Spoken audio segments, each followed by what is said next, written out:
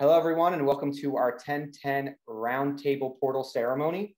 My name is Ace. I'm Heather. And our hosts this evening will be Nicole Gibbs. Raise your hand. Hello. Jackie Ellis. Raise your hand. Hello. Laura Gage. Raise your hand. And Danielle Kane. Hi. Hi. And we are so grateful to have some people live with us on the Zoom call. Today, we really want to keep this low key and laid back, and we want to make this very conversational. We're going to start with a guided meditation from Nicole to help ground and shield the space. Then we're going to move into a current events tarot read with Jackie and Heather. And then we're going to finish by moving through 5 specific concepts that we believe can be leveraged at this time to help move us through these fear paradigms being played out in the grand scheme of the movie, so that we can see what the truth is beneath the surface. The themes we're going to roll with tonight are choosing neutrality, striking consistency through spirit, and being unapologetically ourselves. These will be peppered in throughout the rest of this ceremony. And the concepts that we're going to cover will be authenticity, vulnerability, forgiveness, innocence, and balance. But before we get started, if you all could, please hit that like button, share this with anybody you think would benefit, and subscribe to the channels and all of our social medias to continue the conversations later. We'd be so grateful. So Heather, why don't you introduce Nicole and get us ready to ground and shield and protect the space for this beautiful time. Okay, so Nicole, she has an amazing YouTube channel and a Telegram where she does monthly guided meditations. The information for her stuff is in the flyer. And with that, you can go ahead and lead our meditation. Thank you very much, Heather. I appreciate that. Welcome. So to start this, roundtable discussion of unity and coming together, we're going to start with a meditation of grounding and shielding and just setting our space for what we have to discuss in the upcoming time here together. So I please ask you to close your eyes and really set the space for what we intend to come through, and that we will be protected and guided in the information that is coming through our higher selves and our guides, that it will be resonance for all humanity and those who are looking for answers. We are going to be envisioning now our planet Earth Gaia and how connected we are as this oneness energy. I ask you to take a deep breath in as we are connected here. Inhale. And exhale. We'll inhale again. Hold it. And exhale.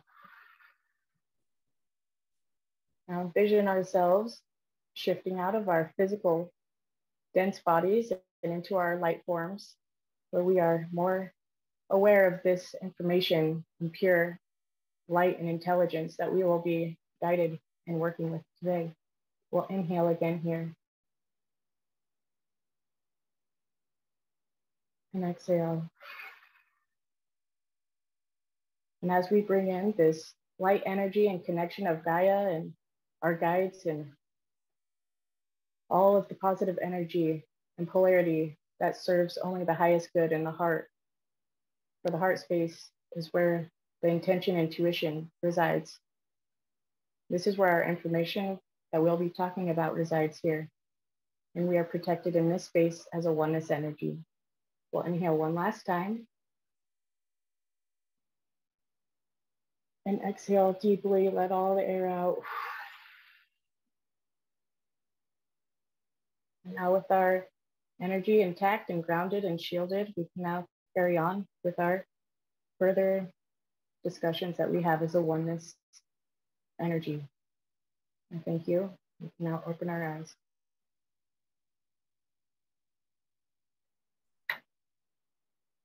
Okay, now you're on. That was amazing, Cole. Thank you so much. And it was very quick. Mine's usually like 10 minutes long. I get like nervous every time. I'm like, is everyone paying attention anymore? No, that's good. It's all good. Thank you. But thank you so much for sharing that and for bringing us into the space and for connecting us all together through our consciousness. We are very, very grateful to you. So now we're going to get into kind of current events from a higher lens. The reason I really wanted to get into this, and I convinced the others to do this with me, is because nicely, very nicely. The reason is because I care still. I'm learning how to rise above the emotional triggers that the content or the stories can bring, and I can see them for what they are now. And I choose to take the higher lens, and this has allowed me to make more poignant moves in my life based on what's happening in the world. But a lot of times it can take me down. It can bring me into a lower vibrational state. So I understand why a lot of us try to avoid it. But I just don't think that we can avoid these stories anymore. I just don't think we can avoid the truth that is staring us in the face of what our civilization and what our world is going through. But as New Earth leaders, and as people who have taken the call from Father, Mother, God to speak truth at this time, I feel that it's very important that we highlight what's happening, but we bring it into that higher lens, and we show people that it may not be what they are seeing superficially. And so the way I would like to start this is by allowing our guides and by allowing Source to dictate what the topics of our conversation will be in terms of the current events, by pulling tarot, asking questions, and seeing where it goes in a flow state from our hearts while we stay in spirit. And then from there, we'll move into working those concepts and peppering in those themes. So Heather, if you would like to start us off, and if anyone in the crowd, including Stephen, Trina, or Christina, would like to ask a question about what's happening right now, please do so. And if nobody has a question, then I can find something to ask. But I would like to engage everybody in this roundtable if possible. And I do want to offer anyone who wants just any question answered, I'm going to offer that tonight at the end, where you can type in a question and I'll answer it with the tarot. Jackie, you can too if you want to. Yep, I'm okay with that. Yep. Okay. Awesome. I think there were 2 more guests as well. Where's there? Where's there? There's M and Maury as well. Yeah. All right, hold on. Oh yeah, Mari Martin. There you go. Stephen Smith, Trina Howe, M. Popple, Christina. Yeah. All right. Yes. Any of you have any questions that you would like answered? You could definitely ask and jump on and ask. Does anybody have anything specific?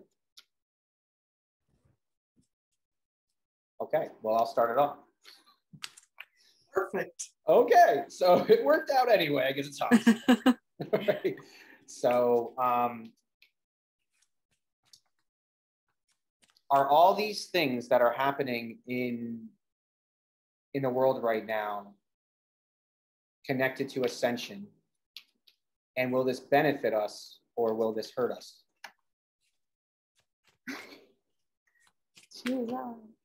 That just popped out. Yeah, they do. They fly. It's crazy.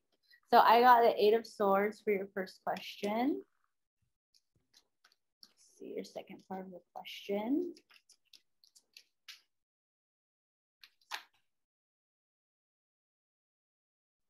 2 cards. Star upside down. The 8 of Swords and the Hierophant, right? Yep. So your first question was? Is everything happening in the world connected to ascension? And will it be a positive thing for humanity moving forward? Or are we looking at what a lot of the fear paradigms would like us to believe that? I'm going with the fear paradigms just because it is the 8 of Swords, and the 8 of Swords talks about being trapped in your mind with fear. So something that was really powerful was me and Heather just decided to pull cards, and I just asked her all of my, my conspiracy theory questions and all the fun stuff that I don't really look to find answers to too much anymore. I just kind of follow the storylines and just know what's happening. And basically what we got was we choose to believe what we choose to believe, and we choose to see things from the perspective we choose to see things from. We can believe that the things happening in the world is for our detriment and that everything's over and we're screwed. Or we can look at it from a lens that everything is happening for us, and that if we can take that higher lens and apply it to our now realities, what's happening materially in front of us, we will be protected moving forward, and we will not experience the chaos that many will, because the chaos is actually in their heads and not actually happening from without as much. Do you have anything? Do you have anything else? No, I'm clear Go on with my that end. first part? Yep. So go ahead and do the first question on your end, Jackie.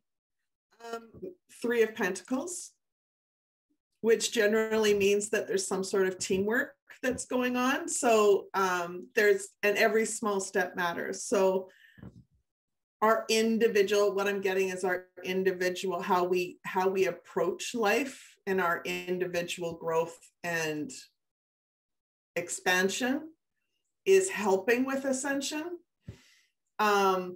There's also an element of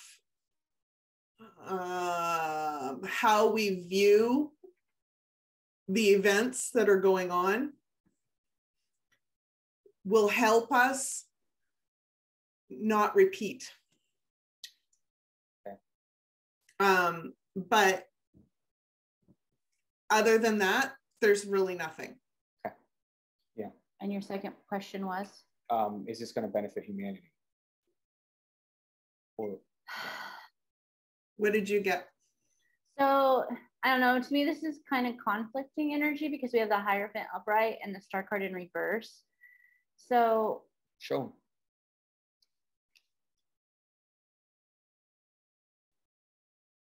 The Hierophant can talk about higher learning, commitments, and the Star card is about like healing. I always feel as the healing card, and the fact that it's in reverse is non-healing. So choice, duality. Yeah. Yeah, exactly. Yes. Well, I want to. Which is interesting because I only pulled one card for that question, and it was the Magician.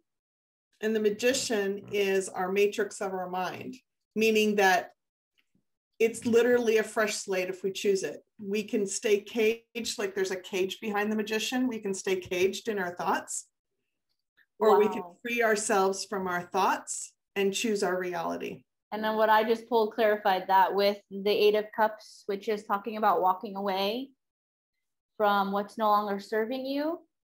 And the Page of Swords, which is like a new beginning of your mind for me. Yeah, and I want to say that too. I feel like this is an opportunity for when you're faced with being trapped, right? So you're trapped, and that's your opportunity to say, hey, I'm not trapped, and getting out of it, or choosing to stay and keep that version of your story. Yeah, literally following your bliss is your freedom. Stephen Smith says that it's all designed for energy extraction, and then when we tune into intuition, what we can create, and when we tune into our intuition and what we can create will protect us from having that energy sapped. Like something I noticed is when I look at too much I call everything propaganda that is like based in trying to persuade somebody of a truth that may or may not be. And so it's like, when I watch too much propaganda, it does start to affect me and my vibration changes. And it does feel like my energy is being extracted. And so it's about balancing and finding that balance between knowing whatever that means, what's going on, and accepting that everything's going to be okay. I really don't need to know what's going on. I'm just interested in doing so. For you, Laura, I'm confused by you sometimes because I feel like you do know what's going on in the world. You just don't ever talk about it. And so I'm wondering how you feel right now that we're speaking about current events like this. And I would love to hear your perspective if you want to give it. But I also understand that if it's like kind of like it doesn't matter, then I also understand that as well, because at the end of the day, does it? So I would like to hear from you if that's cool. I think it does matter because those who need to follow current events in order to see the stories and to see like actually like recognize the stories for what they are, this is a discernment that people are learning. And so if they need to engage in that, then they will. And if they don't need to engage in that, then they won't. You know, I think for me, I don't engage in it because I spent many, many years engaging in it. And I have a very singular story for the most part that's going on, but the people who are still working that out and understanding the creation and the destruction of the own stories in their own personal lives and the bigger life, they need to engage in it. It's amazing. I love that. And can I also say something too to that? I feel like there's a lot that still entertain it for entertainment because they don't want to focus on their internal life. So they'll look at like, oh, did you see the Johnny Depp, whatever, you know? And I'm like, really? We're watching that? Like people are really engaged in that. And they needed that entertainment in their life because something was really going bad in a relationship. Like that's what I found often in the collective that is entertaining that type of storyline show, should I say. Yeah. I think there's that, but I think there's also still a very sincere belief in the story that external change from the outside in is going to cause something significant to happen. And absolutely, really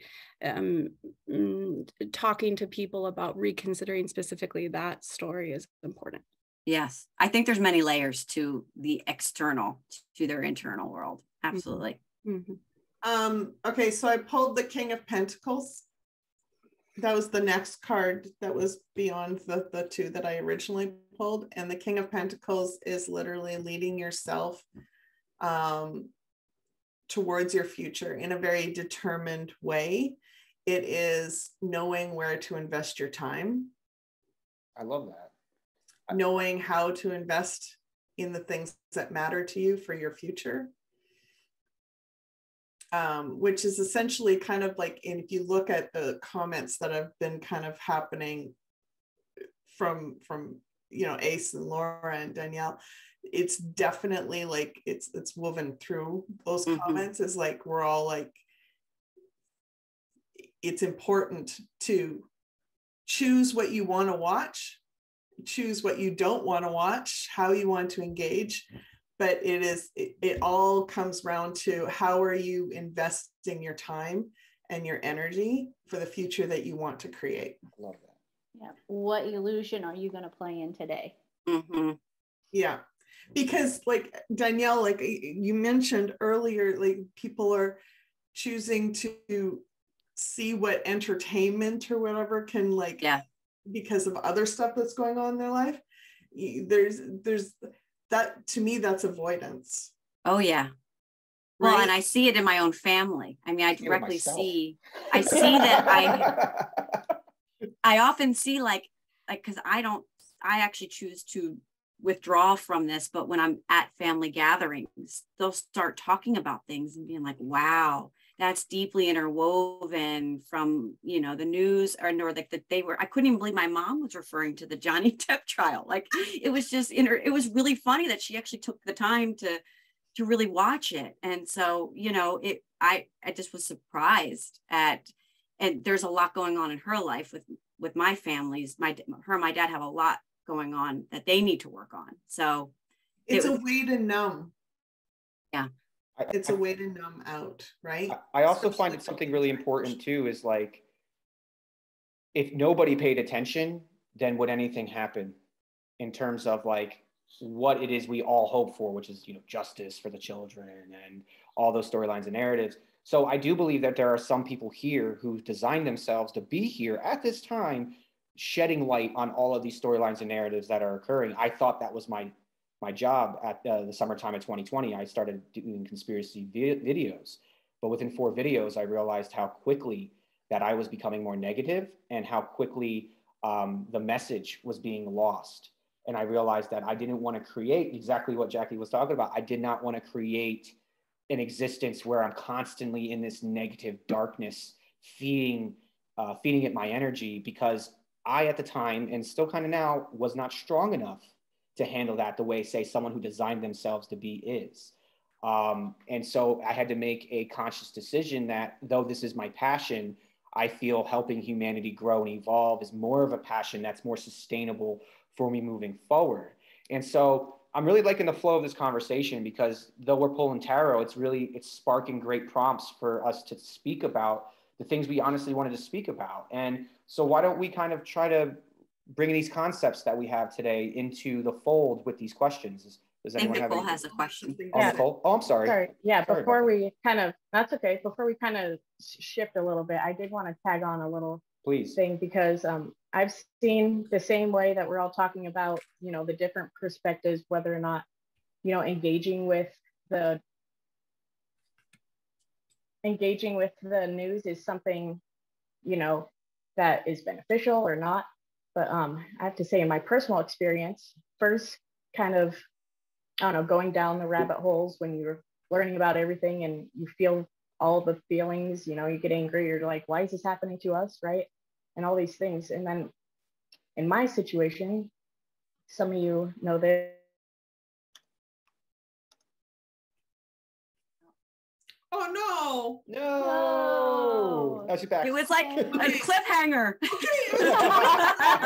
Well, you froze when you said how did she end? She was like, and my personal experience. You noted, and then we were like, okay. Yes. So where I left off, in my personal experience, I have grown up in a religious Mormon church.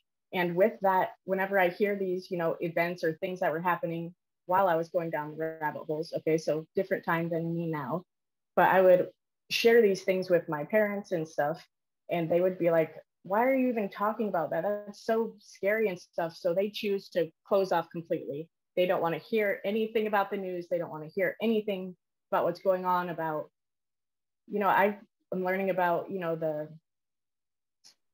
agenda that's going on. So like, for instance, HARP and how they're manipulating weather and things like that. But when I try to even talk about something that is like real and happening to us, again, no, we don't want to know about it. We don't want to know this is happening. So at that point, we can't get further and talk about discussions and come together as a oneness, which is the only thing that can get us through, as we know.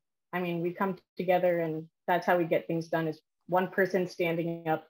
Their voice does not carry out, but as we come together and build our magnetism, anything's really possible. So I think there's a fine line of how you feed into it. You have to have your intuition.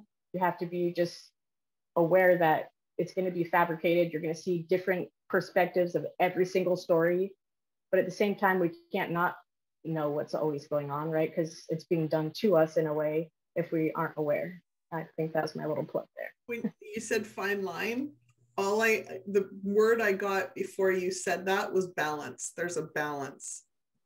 So go into that a little bit. The perfect segue. Go into a little bit of that, Jackie. Thank you. Well, I actually had a question from someone today too. But not necessarily go down the deep end, right? Because it's a perfect segue. I'm gonna let Danielle ask her question. Then we're gonna talk about balance, because M talked about how she said she found she wasn't helping. She was stirring the pot and growing deeper in the muck and mire. So she drastically chose to quit everything, which I agree with. And then I wrote, yeah, especially when we're arguing semantics in comment sections of videos with people and stuff. It's just so low vibrational. But we'll get into the balance after Danielle makes her point about what Nicole said. So please, Danielle, take it. Yeah, well, I had someone today ask a question.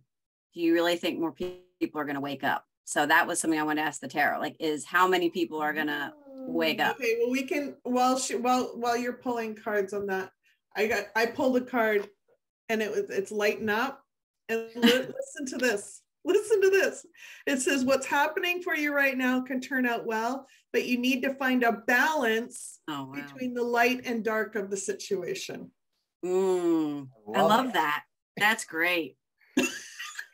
Well, and it was funny in that conversation of talking about people waking up, you know, we were talking about some of the evildoers, and I'm like, well, they're all playing a role, you know, we have to have some of the dark, right?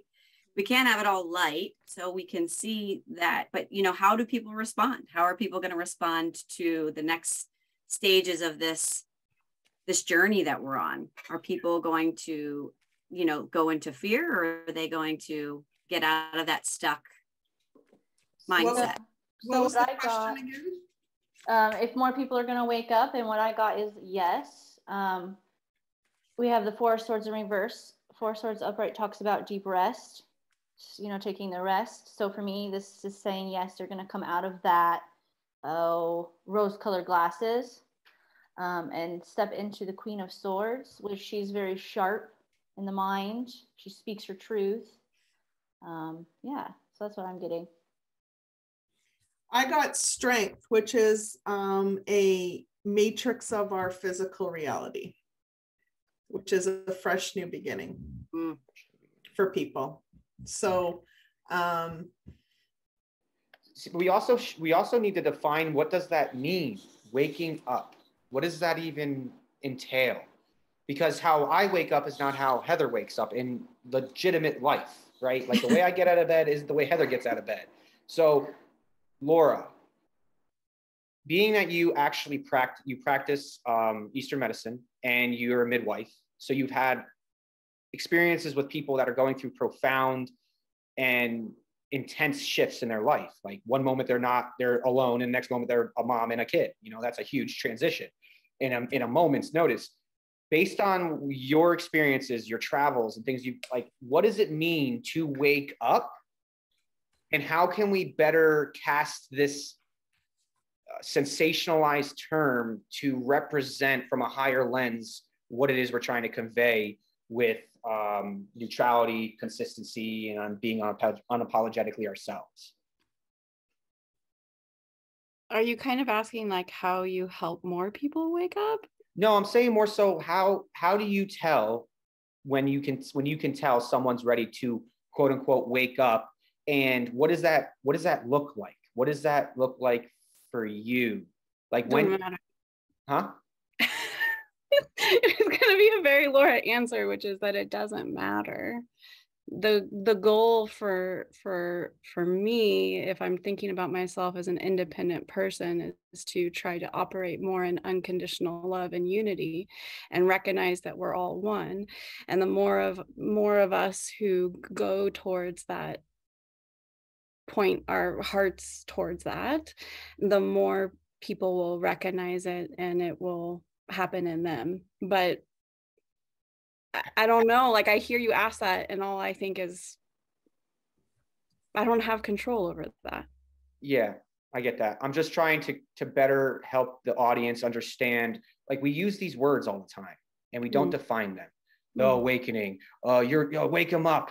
What does that mean? Like we don't really describe and talk about. So to me, what I think that means is when you're awake and you see reality for what it really is, you can decipher the game. You can see the chess pieces being moved. You're aware of that. Okay, perfect. Thank you. You're welcome.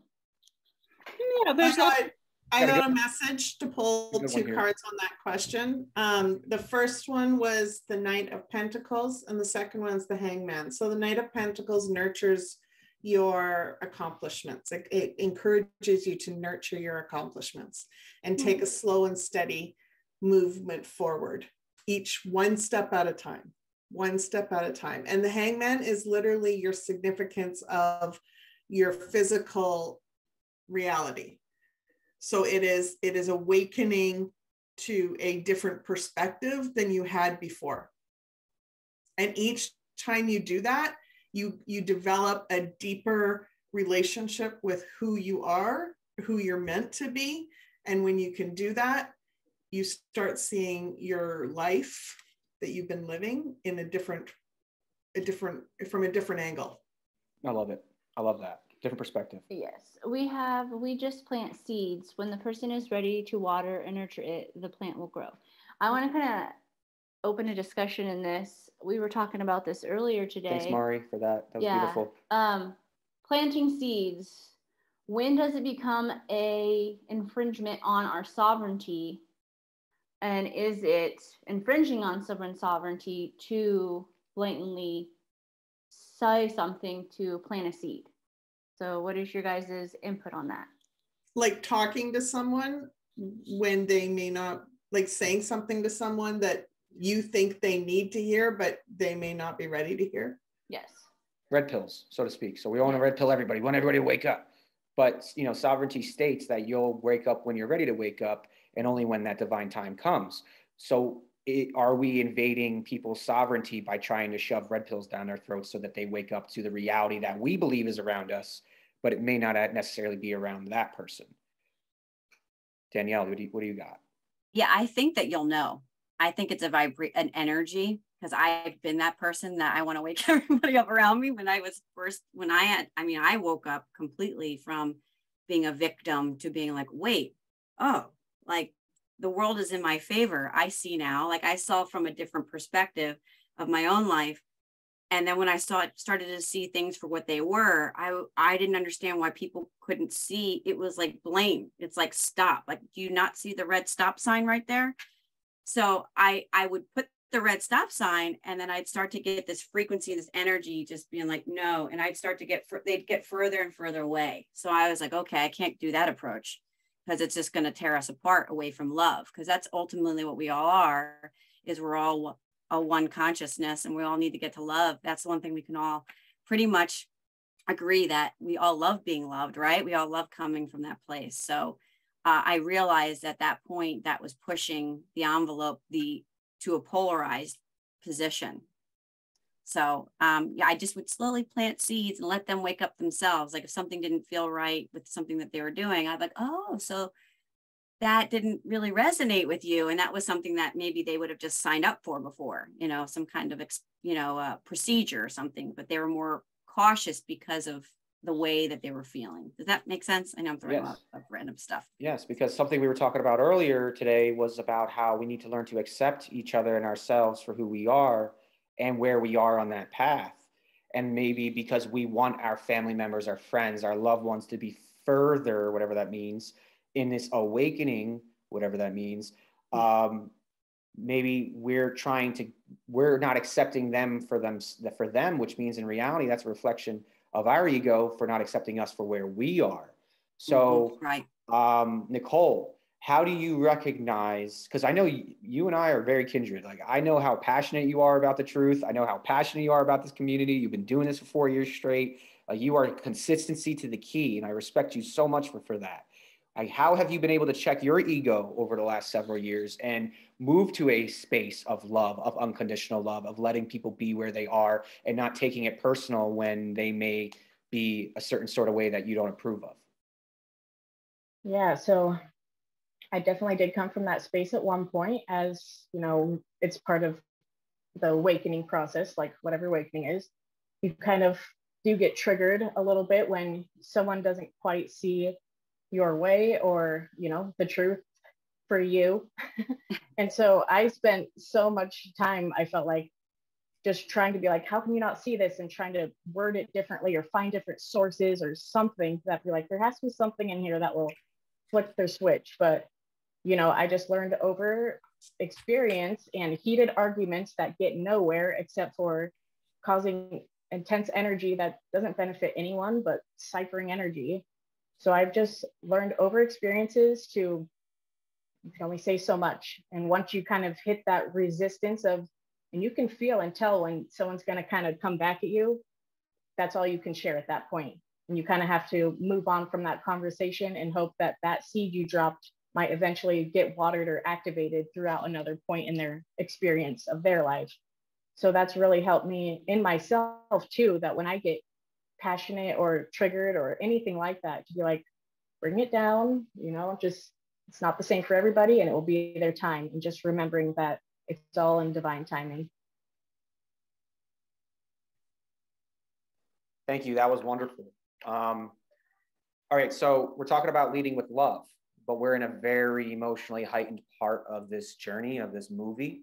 And a lot of people lead with hate, with anger, with all these emotions, repressed emotions and traumas that they're expressing through the external stimuli that's happening in front of them. So Laura, when you find someone like that, and you're dealing with someone who may be a little irate, who may just be so passionate, and they just don't understand, how do you receive them with love? How do you not get triggered? This is something I deal with. I tend to be a mirror. I reflect people's energy. I whatever their energy is, I'm going to reflect it back. But I'm realizing now that might not be serving me as much anymore moving into this new season of my life. Not only is it autumn, but I truly am moving into a new season of existence as a human being on this planet. I would like to learn how to receive people specifically their egos with more love, with more calmness, kindness, but yet I tend to still be that crusader that comes out. So how have you been able to receive people's egos with so much love and balance of letting them be who they are while also standing your ground and not letting them affect you negatively? Right. Well, I come from a place of curiosity. I ask them, what's the hardest part? Which usually brings people down quite a bit, because there's this, I think, compassionate part of it of, yeah, what is the hardest part? And what I have found when I ask that question, what is the hardest part? It doesn't ramp people up again. It brings them down a couple notches when you're talking to someone. And then from there, I usually ask, what's your plan? And I think it is related to this idea of, we don't know what's going to turn on the lights for people. Some of the craziest, smallest things in my life have what I refer to as turned on the lights, where all of a sudden you're seeing everything for what it is. And we have no idea what that is for people for the most part. I think sometimes because we get messages, we get a glimmer, but we don't, the other person gets to choose to acknowledge the lights turned on or not. Right? So I usually meet that with that there. So I've been thinking about this a lot, actually, like this idea of unconditional love, and meeting even the hardest people in your life with unconditional love. And what is the balance of when you say, I'm gonna take a hike now, and it's your own unconditional love for yourself. When that gets crossed, right? Like when the unconditional love for another starts to cross or blend into the unconditional love of yourself, that's when you have to make a decision whether, is this serving me anymore, or is this actually distracting away from the love I have for myself? Because I've learned that when we compromise ourselves to satisfy others, we're actually taking love away from us, and that is what decays us. That's where my sicknesses come from. My stress comes from what I'm not giving myself. It's absolutely incredible. Yeah. And I've talked as a practitioner before, just because like I talk with other practitioners, and we've talked about, like, Laura, you know, we unconditionally love our people, right? And but there's this idea of, a colleague of mine said, Laura, if a patient of yours threw themselves down the stairs, would you walk down to them and say, oh my gosh, this is so horrible, this horrible thing happened to you? Or would you say, okay, let me help you real quick, but why did you do that? I agree. You know, like, so these are these things that come up when you're working with people. Unconditional love isn't not questioning what they did. You know? Yeah. I love that. Thank you. What do you got, Jackie? It's knowing when you're going to walk away isn't necessarily dishonoring them. It's actually honoring them. So it doesn't actually, when you step away and create space for yourself, you're actually honoring their journey as well, because they are no longer able to stay, or at least it's giving them a choice to either stay mad or projecting, stay in that state that they were in when you were there, or they can choose to just start to let it go. But if you're not there, they're no longer triggered by your presence, right? And when someone is triggered, it's an ish them. It's not an issue, it's an ish them. I like that. I like that a lot. And it's true. It's just what's happening within you. Yeah, if you're triggered, it's an issue. If they're triggered, it's an ish them. It's simple. Yeah. Now, if you're both triggered, then you each have to deal with your own issue. Right? So, but at some point, the space needs to, if you're giving yourself space because you need to work on your own stuff, then that is honoring yourself, but it's also honoring the other person. So what you're saying is by us looking to give ourselves more unconditional love, we're actually going to end up giving the others more unconditional love, because we're filling our cup, and with that overflow, we'll be able to keep feeding others. You cannot come from a loving place if you are not fulfilling your own self-love. The love, if we can't express love if we are not willing to receive love or fill ourselves up with loving energy. Facts. We have to be overflowing with love in order to unconditionally express love. Right? And then on the flip side, if we are not feeling like we are worthy enough to receive love, then we can't be in a place where we are unconditionally loving ourselves. I agree with that. Danielle. Yes. Do you have any stories of certain times where you've been able to receive someone with unconditional love that may have been coming at you twisted, trying to get you to rise up with them? And how were you able to kind of stop them in their tracks and not allow for the event to escalate into something that was uncontrollable? Yeah, my daughter and I have this karma together for sure. She was born like with a lot of fire energy. You guys know we've talked about this, and she's like literally the opposite. She has like no air in her at all. I'm a Aquarius, I'm like a big air sign. She's Leo, like all fire. So, you know, what I found was the mother that I needed, I thought that was the mother that she needed. And it turns out that I had to reevaluate my, my role in giving her the space that she needed, and to try to communicate in the best way to know that I'm here and supporting and loving her, but giving her the space that she needs. Because the closer I get to be like, oh, cool, you need someone to be there. You need someone to love and embrace you. You need this, you need this. And she didn't need that.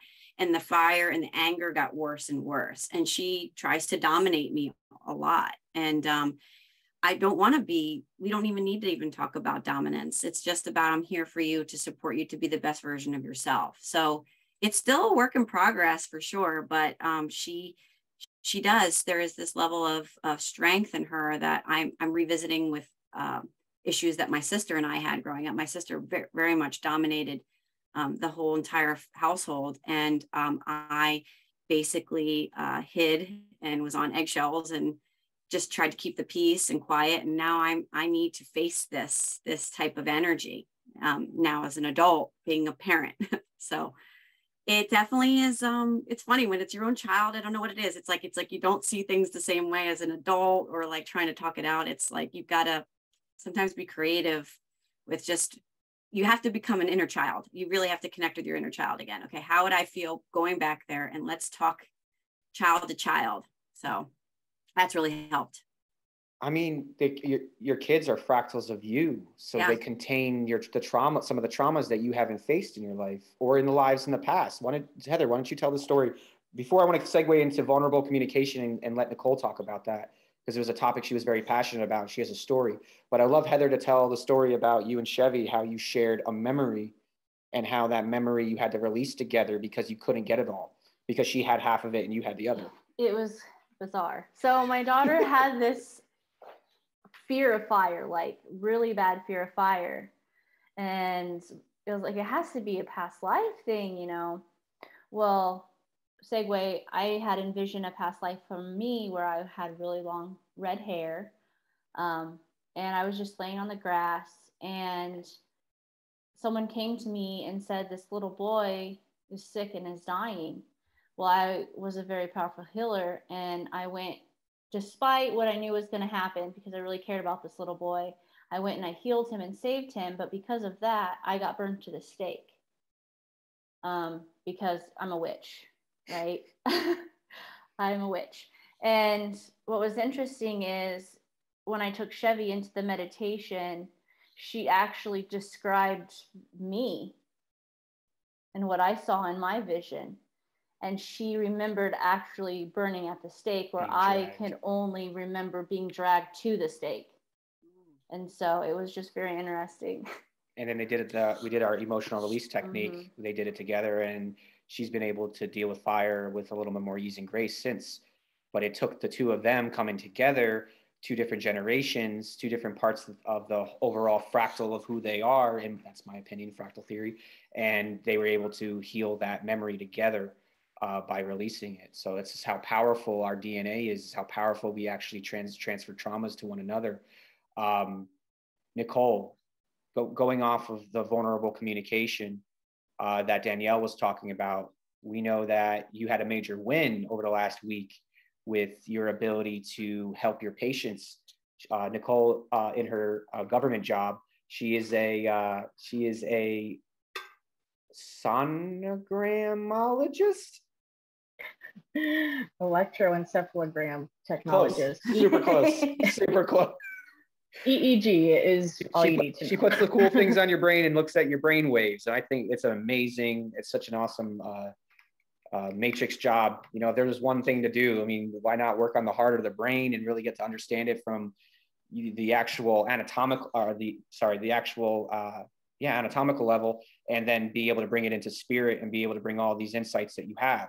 And you were talking about how through vulnerable communication, you've been able to improve the experience of your patients. So if you want to quickly go into that story and then explain what you wanted to talk about from a vulnerable communication, I think it's a perfect segue into that concept.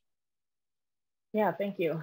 So, you know, I honestly got into the job in the first place because I feel like it's a starseed thing. As a starseed, I just found the brain so fascinating and just evolving, expanding, you know, everything that's mysterious about the brain that we're still learning about. So it was easy for me to get into this field, and I actually had the, you know, the benefit of doing my school in a huge hospital in Oregon, the biggest hospital that they had. So I had really good training. I came from top of the line technology, and that's at first all I knew. So recently, not recently, sorry, in the last 3 years, I've moved from Oregon to Colorado to a smaller hospital that isn't quite to the technology that I was used to. And with that specifically is we have electrodes that go on patients' heads that, so for instance, if someone has to go to an MRI or a CAT scan while they have their electrodes on, we would have to take them off and then let them go to the imaging and then put them back on, which you would think it'd be simple, but it's an hour and a half to 2 hours. It requires a lot of scrubbing and glue, and, you know, it's not very good for the patient. And also being a starseed, patients come first. That's like huge in my book. So making sure the patients' heads were just safe and just the least amount of skin breakdown and all these things that could potentially happen of people going back and forth of having their EEG reconnected. You were saying something like that if you take them off and put them on, it could actually do nerve damage to their heads. Yeah, you can eventually you can get permanent dents into your scalp. You can see down to the bone, and you have permanent skin damage. So it's a very serious thing. And for some reason, this hasn't been looked at very well, I guess, at this specific hospital. So I took it upon myself as soon as I got to this hospital. I was like, how do we not have this technology in our hands? Because, you know, we're in 2020 now. We have the ability to have this technology to help our patients, and just all in all better. So the last 3 years, this has been over the 3 years of me being at this hospital, I have worked very diligently to get different representatives from different MRI compatible EEG electrodes to come out to our hospital and do education for the hospital, the CEO of the hospital, and everybody to understand from our perspective what we're doing. Because EEG is so small, no one really knows much about us. We're just kind of fly under the radar a lot, which can also have problems. So I addressed this very quickly. It took 3 years though of pushing the MRI imaging team to get on board, to get all the doctors on board, to train all the nurses. I spent a few days of training all the ICU nurses, all the MRI staff of how to work with them, what they look like. So it's been a lot of time and energy, but officially this week, we got the okay to roll them out and go live. And now patients in our whole hospital can have the ability to not have their EEG reconnected and disconnected and have the possibility of having skin breakdown and all these things. So it has definitely been a huge, huge win. And I thank you for letting me share that story, because it's like everything to me. Perfect. So yeah. How was being vulnerable with the people at your job in terms of your communication? How did that aid in you getting what it is you desired for your patients through the persistence and consistency that you showed? Yeah, definitely. Vulnerability cannot be stressed enough, to be honest, and just patience and persistence. I mean, it's all those things really. Just knowing that you're gonna get pushback, you're gonna have resistance, but if you stay consistent, you have, you know, faith and trust that this is going to be something that's going to benefit, you know, and that's the thing. If it's going to benefit the whole or going to benefit humanity at any point, it's going to work out eventually. And that was what I had to keep in mind. I was like, this is going to work out, because how could it not? It's such a benefit, and it's good, and it's wholesome. I mean, if it fails. Oh no.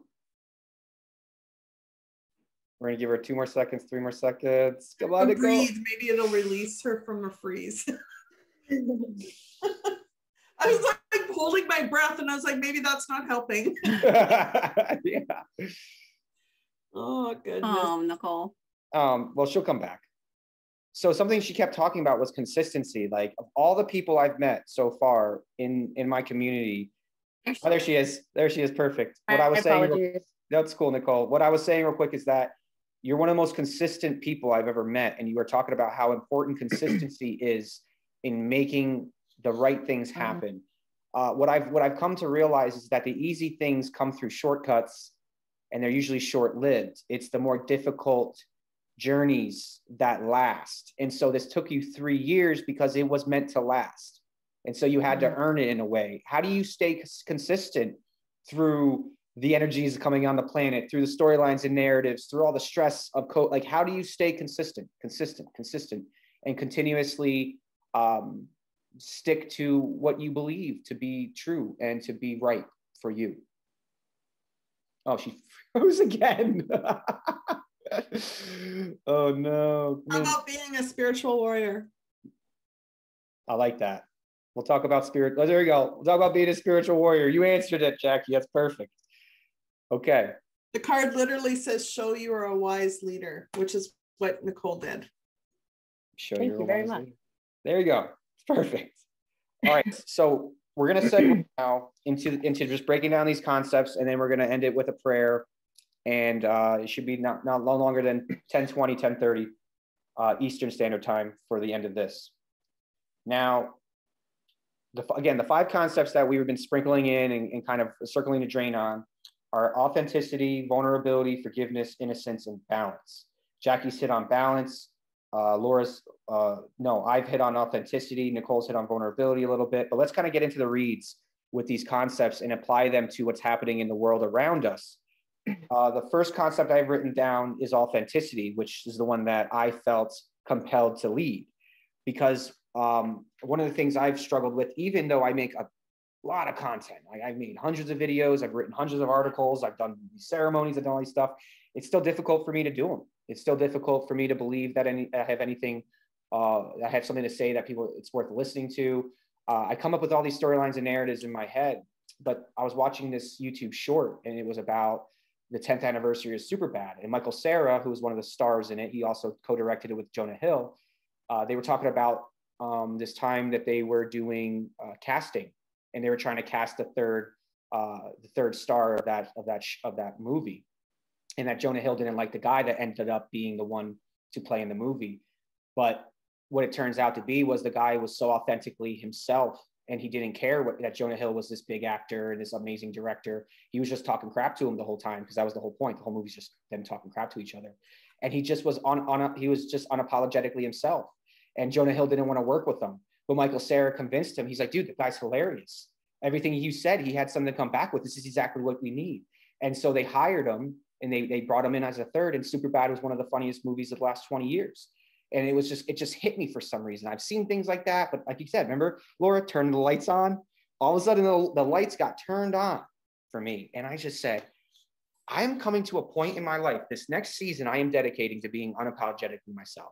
I am dedicating this next season of my life of doing what I want to do because I want to do it, regardless of what other people think of me, regardless of what other people may assume of me.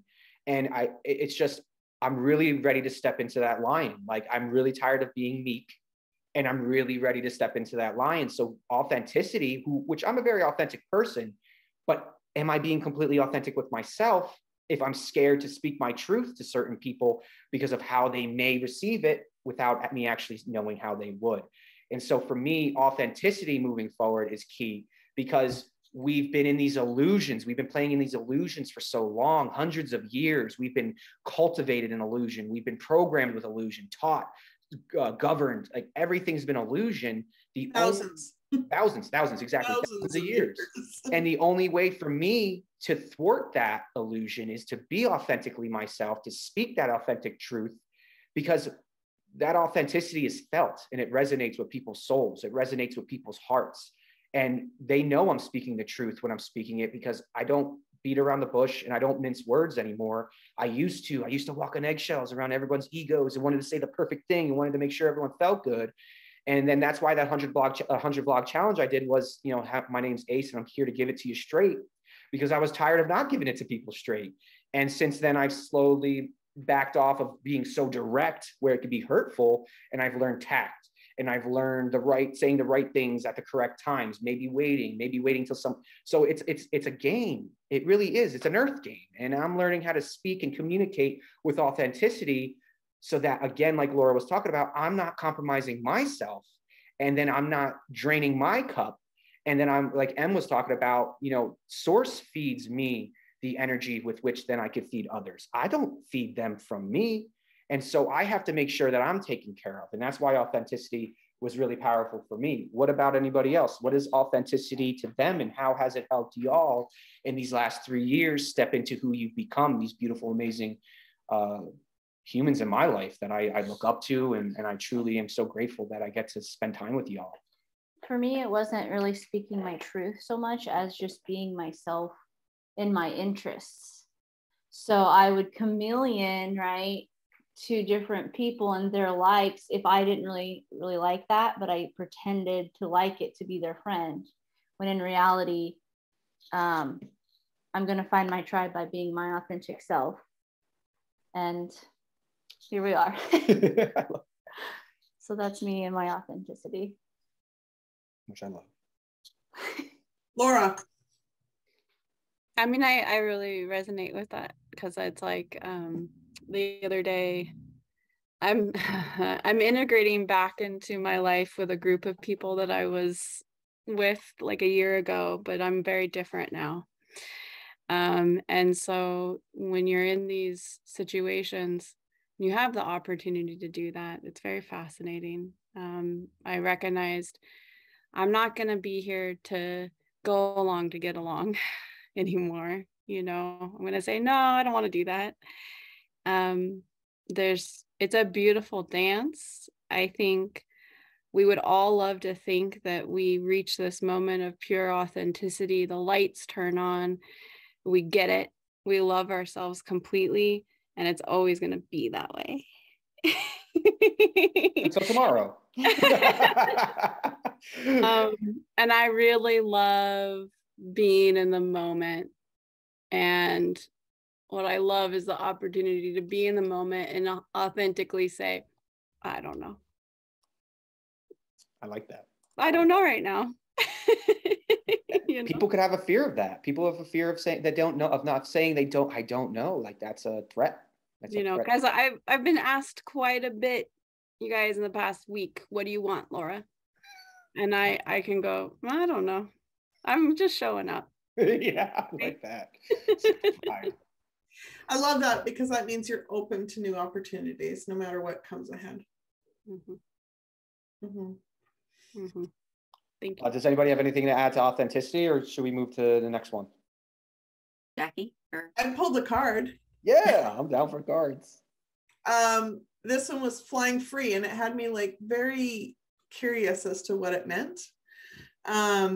It means to be daring, cast aside conventions and restrictions, dance, laugh, explore, go beyond your predictable behaviors, and say yes to life. It's pretty authentic to me. Very aligned with authenticity. Absolutely. I know Nicole probably wanted to say something. I wanted to share, I think, is it Trina or Trina? Said something about being a people pleaser. I saw a quick pop up there. I mean, I was a people pleaser. I hid. I mean, I thought my parents would disown me if they really knew who I was.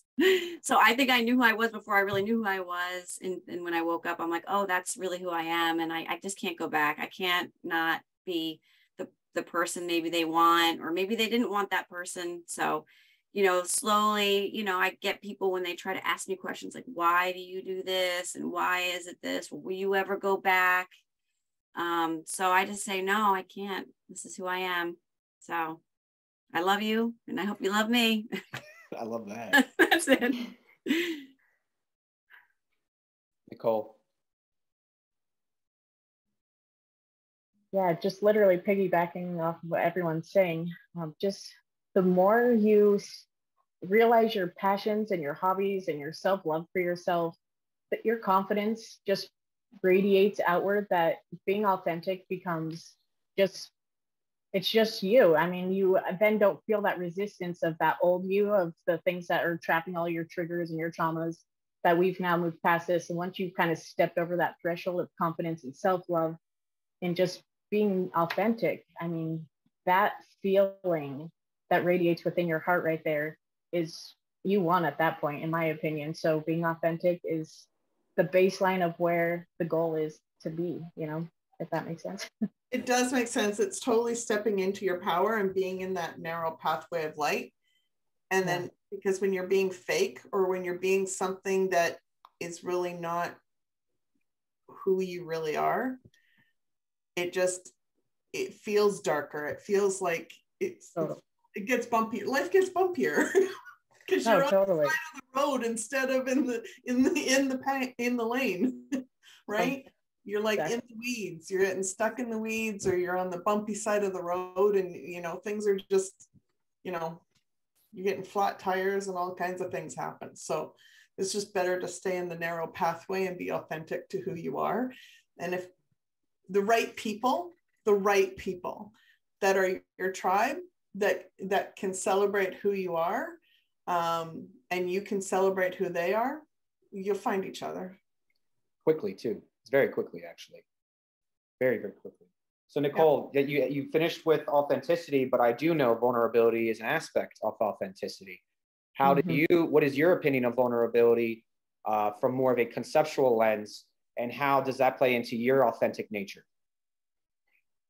Yeah, so being vulnerable, I mean, and this is actually something I've learned recently. We have all these emotions, all these names, and they are so closely related, but at the same time, it's a whole different frequency that can be transcended. So knowing that these are so closely related, authenticity and vulnerability, you do need both, you know, to continue raising that emotion to unlock more DNA and all that great stuff.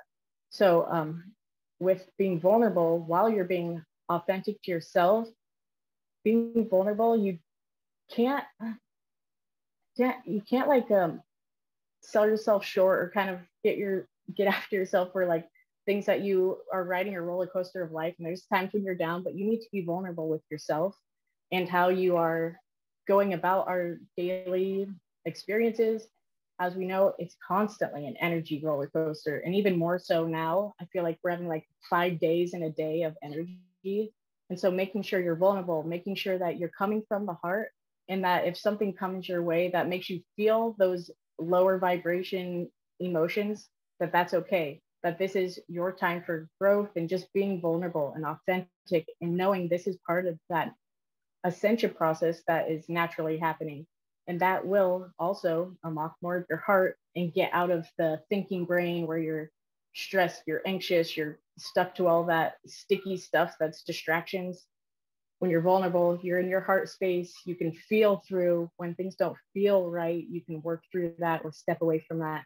So being vulnerable, I feel like being authentic and vulnerable is really being in your heart space and being one with yourself and loving yourself. You can't go wrong with that. You'll trigger other people just by your energy of being vulnerable and authentic. Like, say something comes at me that should trigger me, but I'm able to come to it with grace and ease and understand that there is a larger understanding from this. You know, be vulnerable, be authentic, don't hold yourself just so tight, you know, zoom out from all these distractions and realize. Dang. Her energy gets too high. Her energy gets too high. She starts vibing too high. There she is. It always happens right there. So the last thing I was just going to say is zoom out from all the distractions and feel with your heart, because when we're zoomed out and we're in this expanded view, everything is oneness and everything is from another, you know, it's an accentuation of something else. But when you're distracted with all these little things, of course, you're going to react and feel these types of lower emotions. So again, being vulnerable, coming from the heart, and being, you know, your authentic self. Thanks, Nicole. What do you got?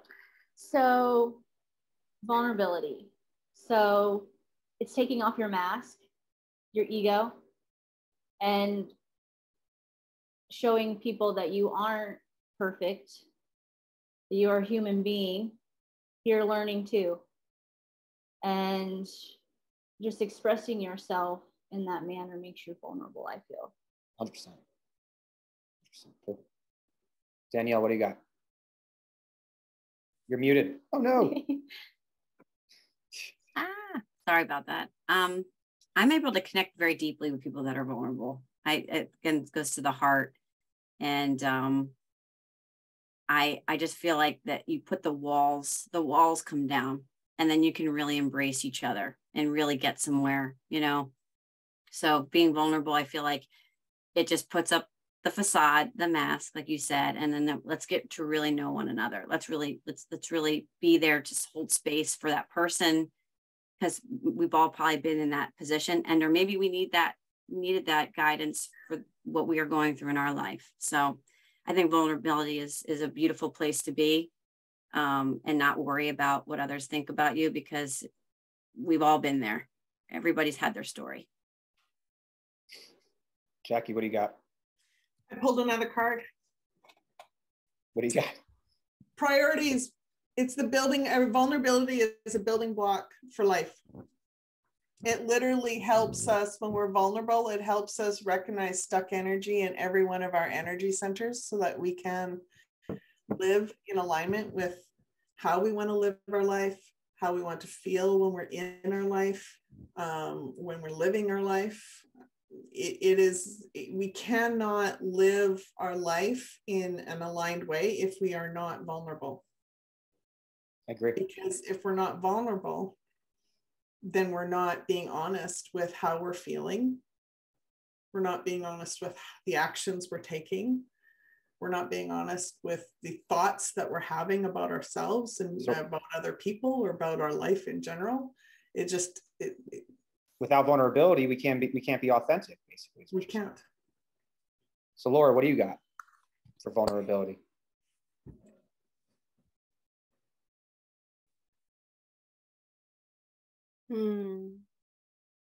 I mean, the only thing that's coming through for me right now are the beautiful women I've been with. And the hardest part about giving birth is that final vulnerability where and it's so practical, you guys, but sometimes I'll look at them when they say, I can't do it. And I look at them and I go, say the crazy thing in your head right now. And I've heard some crazy things, and saying the crazy thing allows them to be the most vulnerable you can be, which is completely opening up your root and pushing a baby out. Because everyone, regardless of who you are and how you've gotten to that, gets stuck there for the most part. There's always, especially with your first one, always this moment. And you just look at them and you say the crazy thing. And I feel like sometimes in my life when I'm interacting with people, because of that experience I have, I want to look at them and go, say the crazy thing. I want someone to say it to me. Say the crazy thing. And I'm like, yes, let's do it. You just reminded me of my first child. I had a natural birth, but in a hospital, and I did not have the support I needed. And I literally had the Van Damme scream, like, yeah. It was so loud. And like I was upside down. I'm like, I can't push this child upside down. Please put me down. Oh man, but it's so funny that you said that crazy thing. I so wanted a doula and a midwife or all of the above. And so thank you for your support, because it is like taking you to the most, I don't know, I literally, like, it's like, I never knew, like I was tremoring. I'm like, my body's shaking, but I didn't feel like I was cold. I was like, and Brian's like, you're going through the biggest experience, full body experience of your life right now. Mm-hmm. And so I really appreciate you being there for so many mamas, because it does change you. It changes you in a whole nother way. And it's a beautiful experience. I'm so glad that I got to actually feel what it's like. But, you know, I had trauma from not getting the support, and I had to let that go too. So talk about vulnerability. You know, I really realized that in a breathwork workshop that I had to release that trauma. I actually went through a physical birth in the breathwork, and released it there. So thank you. It's interesting. I just have one tiny little thing. From a mindset perspective, a lot of times when people are really like they're coming up against a wall, when they say the crazy thing that's in their head that they didn't realize was actually there, it actually takes down that wall and releases all of that tension that they had built up behind that wall. And it's beautiful because it's healing at that moment, because healing energy can come in when you finally say what your brain has been trying not to let out. It becomes beautiful. Thank you for that. I've heard that the resistance of the woman is what causes the length of the labor. But like you said, it's your first one. You've never been through a near-death experience like giving birth, because it's kind of what it is. Your entire body's changing in an instant. So that's just beautiful to hear from all the mamas in the crowd, and hear your perspectives on that, and bringing these concepts into real life situations and experiences that a lot of us can relate to. I mean, I'm a dude and I never had kids, but I've talked to plenty of women who have had them, and I'm very empathetic, and I can understand what y'all have been through. Plus, I believe I was a woman many a times in other lives, so I'm sure you didn't feel the contractions. Oh, no, I'm really hoping I don't have to do that. You've given birth in another life. Oh, I know I have. That's why when she told me that I was coming back into this, I was like, all right, I'm being the dude, and I'm not being a woman in this life. I don't no thank you. But anyway, I respect you all so much. Thanks so much. But the next topic I wanted to segue into, starting with Laura, is innocence, because she brought up pregnancy, she brought up giving birth. We talk about children, we talk about childlike innocence. To me, what I was going to say about vulnerability was, it's been one of the greatest tools I've used to create common ground. Like Nicole was talking about yesterday when we came up with this topic, was finding common ground by being vulnerable first with those around you will open the door for them to be vulnerable with you. And then that's when spirit comes in and there's no more ego. And I've noticed that I could have been 30 beers deep in the middle of this dive bar in San Diego, and I'm having spiritual conversations with people because I'm vulnerable. And I don't want to condone alcohol abuse and things like that, but that was my life. My life was spent in a bar till I was 28. And so when I wasn't working or hustling, I was in a bar. But when I was in a bar, I was having these beautiful spiritual experiences that I downplayed, because I didn't realize that I thought the only way I could find spirit was in these spaces. Was in spirits. And so it was a driving force to my addiction, right? For a while wasn't so much the alcohol, but it was the experience. It was the conversation. It was the authenticity. It was the vulnerability that you are when you're around drunks. And being a Marine, the only time that we could express ourselves and our true feelings and emotions was when we were, 18 sheets to the wind. And so, Laura, speaking on innocence, how can we leverage innocence, vulnerability, authenticity at this time, during these current events, during these crazy transitions in humanity and civilization? How is going back to our innocence so important for maintaining balance, neutrality throughout these changing times? I think for me, it's a little bit of like being childlike. I think when you're a child, you, specifically before the age of 7, I think that you have a very big understanding of and complete connection with divine love. But if I was going to define innocence and say, this is what innocence is, I think that innocence is a lack of fear of judgment. Perfect. That's what I was looking for. I know that's not said very well, but it's like, I think about my daughter before she went to school and how I encouraged her so much to just do whatever. You know, Diana, triple fire sign that she is, would choose to be naked all the time, run around singing at the top of her lungs, dancing to her heart's content. And that is what she was like before she went to school. And then she has started going to school, and it has been a journey to help her recapture herself and her just not being inhibited about it anymore.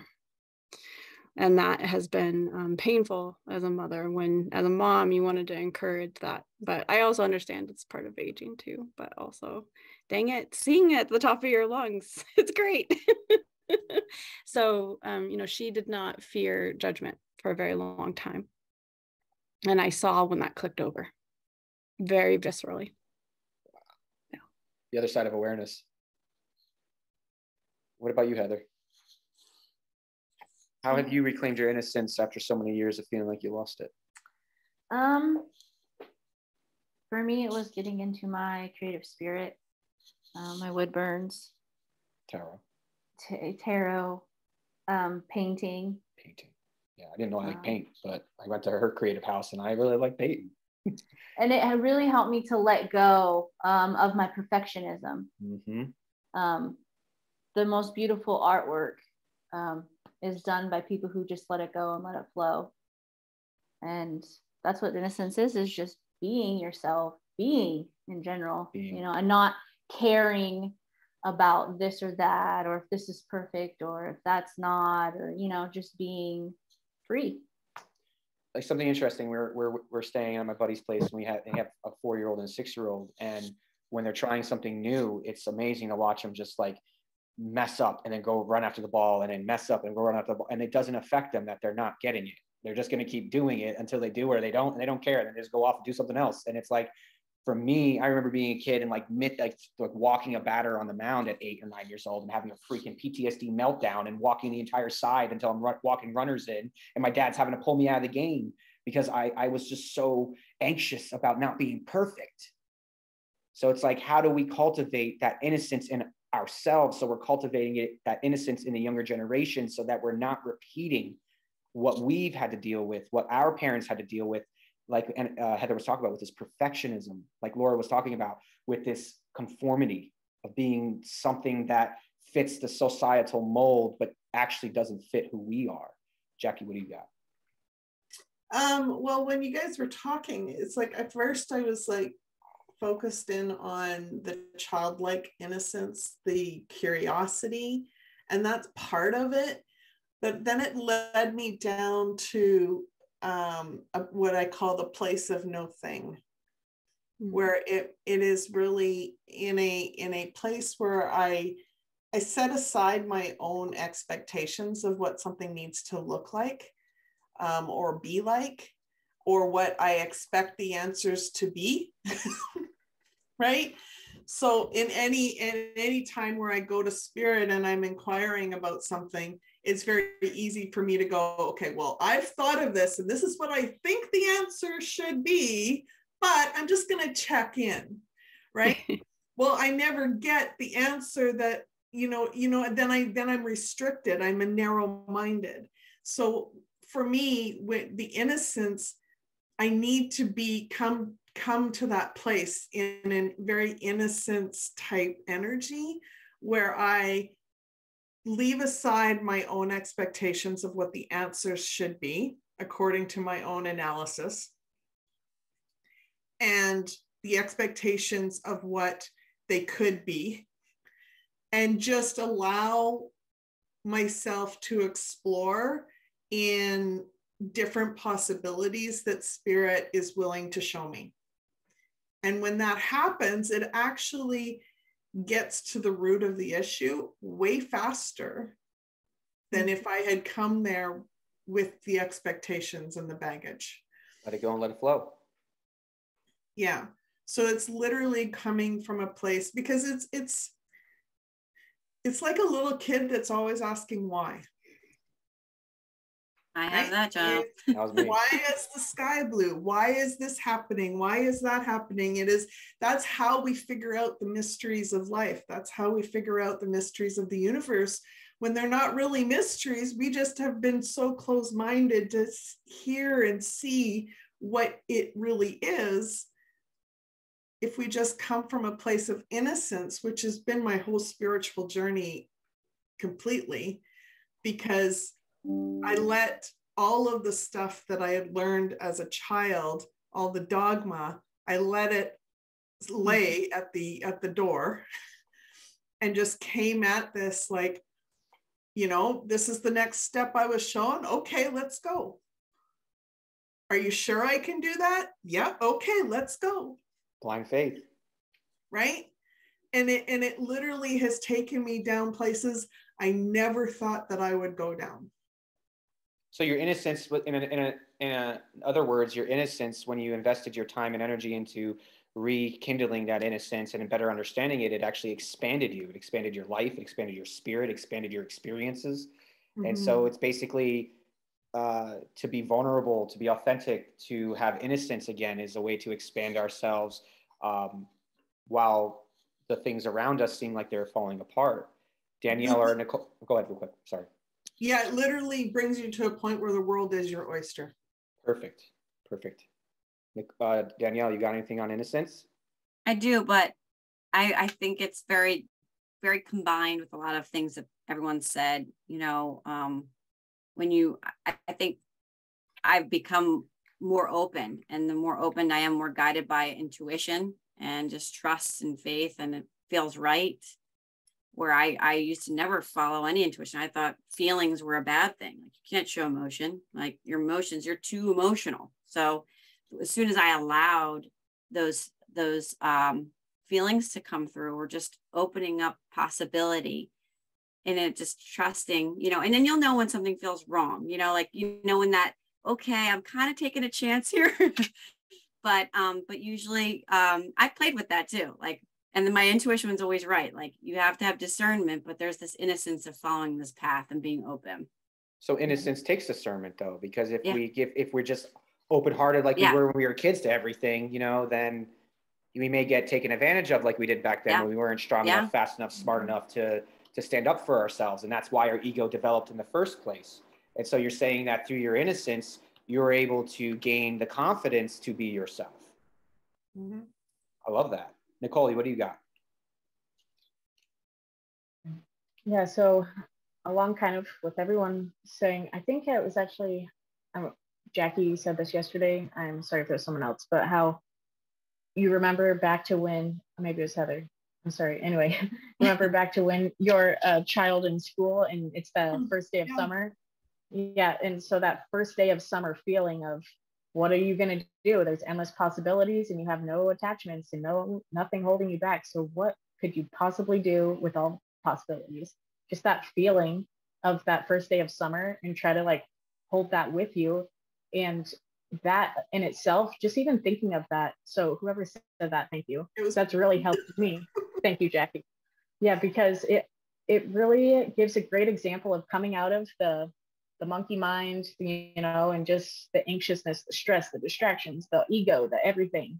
And instead we're feeling, and we're just like, what should we do? What do I want to do? And coming from the heart, it's the best feeling. And coming from that space, you are able to be creative. You're able to be passionate, and these things that you didn't have time for, I guess, because the distractions took away from that time for you to be vulnerable, authentic, innocent.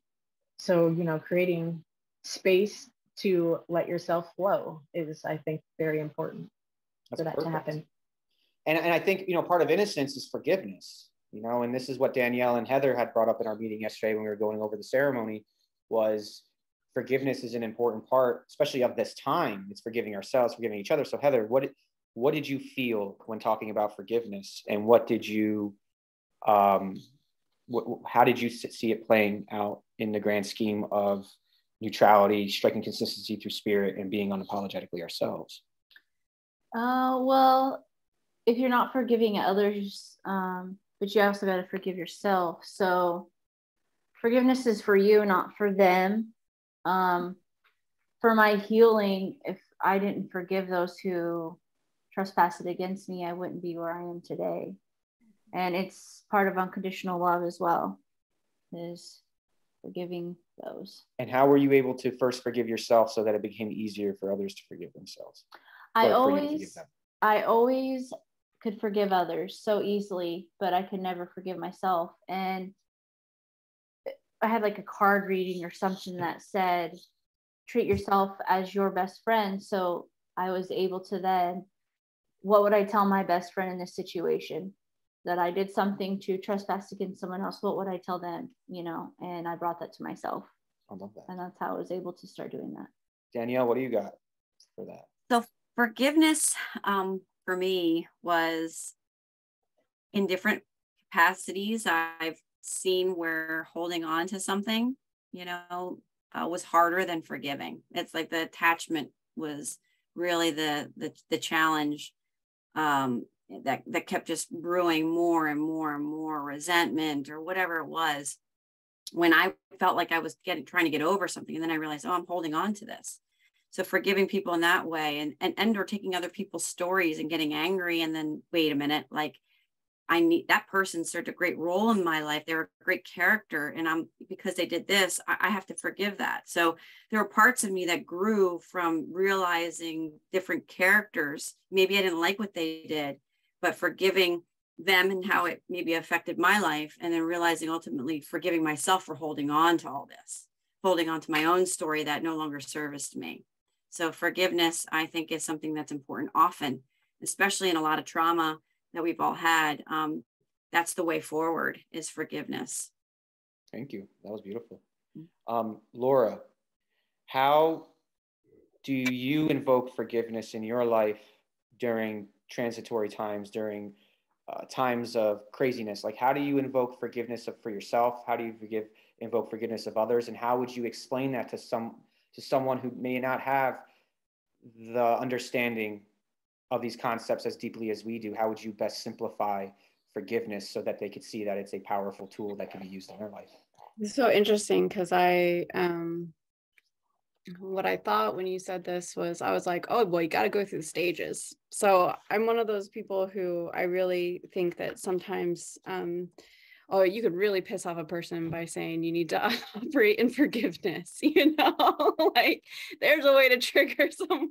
I think you need to forgive yourself or others. Like, so sometimes for myself, even, I give myself the grace to be in what I consider stages. And this is just the metaphysics I've built up around forgiveness. So to forego, to leave it alone,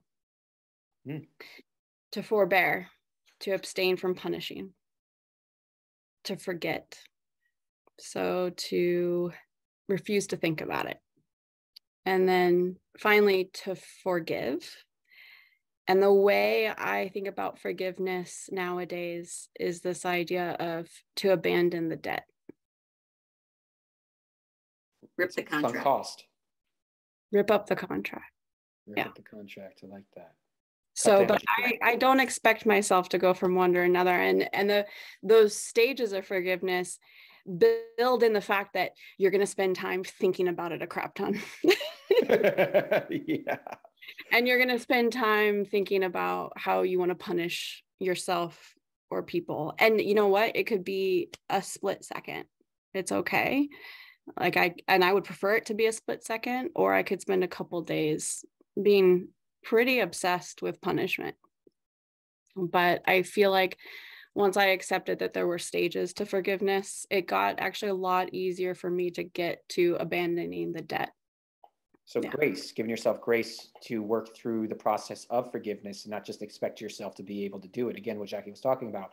I have this expectation that I'm going to forgive this person, but just saying the words isn't feeling it. And it takes feeling it for it to come to fruition. And so it's about working with it, sitting with it, being with it for a bit until you can find the golden thread through it all. So Nicole, then Jackie. Nicole, forgiveness for you. You've had a life. You've had a whole journey through your own religion, with your family, and yet here you are, this beautiful beacon of light. You're open arms to them at all times, even if they don't completely receive and respect you. How have you used forgiveness to move past all of the potentially energy draining aspects of your path so that you can be who you are today? Yeah, that's a very good question.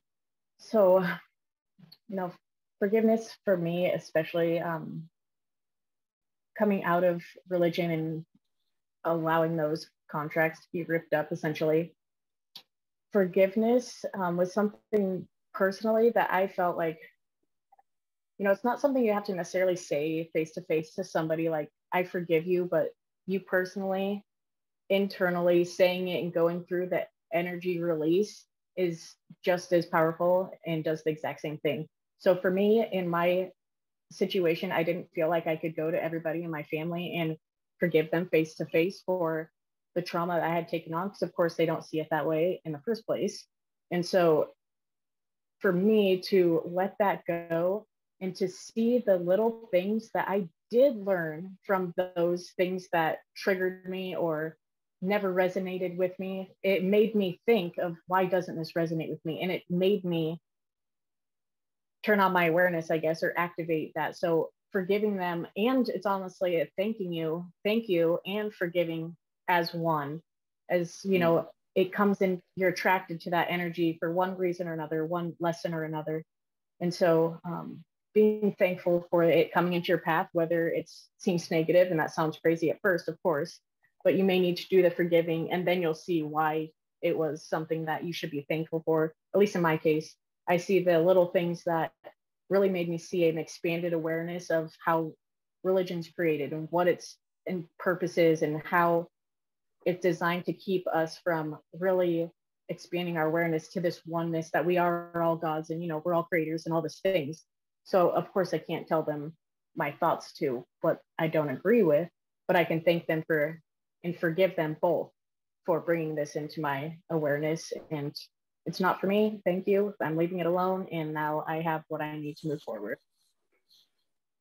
And Jackie, I would like for you to hit on forgiveness, and then segue into balance, and then start talking about how balancing authenticity, vulnerability, forgiveness, innocence is how we create synergy during these times to lead New Earth into a place that's not what it always has been for the last how many thousands of years. Yeah, absolutely. So forgiveness for me is something that's been very key from an energetic healing standpoint. It guaranteed almost every energetic healing I do for other people, there is a forgiveness segment that they are being asked to do to finish off the healing, because energetically, when we don't allow ourselves to forgive, either ourselves for holding on to that energy, or forgive other people for being part of that unhealed energy being created to begin with, we're stuck in the same patterns. And when we allow ourselves to forgive, we enter out of that, like we allow ourselves to exit the karmic loop,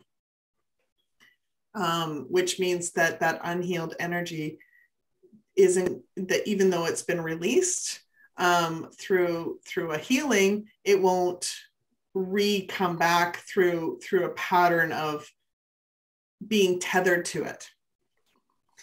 So one of the healing or forgiveness methods is actually envisioning an energetic cord between you and the other person who is involved in the situation and your old self, and then sending love and forgiveness to each, your old self and the other person or the people, and then cutting that energetic cord so that, and releasing the energy for healing. And it's real quick, Jackie, real quick. Yeah.